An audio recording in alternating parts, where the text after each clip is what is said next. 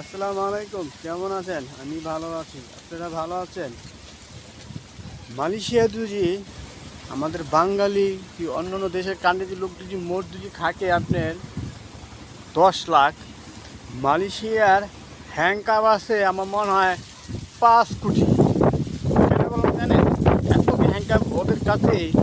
আমি ওদের হ্যাংকাপের রুম দেখে আমি আশ্চর্য হয়ে গেলাম। কেননা আমিও নিজেও দেখেছি ওদের হ্যাংকাপের যে স্টেক রুম, অনেক হ্যাংকাপ। ঠিক আছে, আর মানুষের যদি লোক হয় যে ধরেন 5 লাখ কি 10 লাখ, ওকে হ্যাংকাপ আছে মনে করেন 20 লাখ এরকম।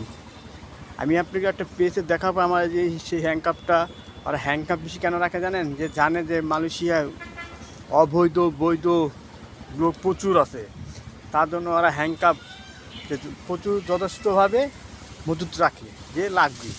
ঠিক আছে? আর ওদের যে আমাদের বাংলাদেশে বলা হয় যে বড় গাড়ি, মাইক্রো বলি কি আমরা বাস বলি, আর ওরা বলে টরি।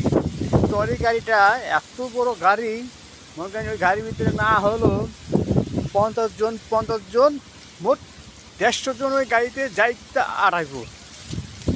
আর বড় গাড়ি নিয়ে যাও, গাড়ি কোনো বিকল্প নাই মালয়েশিয়ায়। আসামিদের ধরার জন্য গাড়ি কোনো বিকল্প নাই।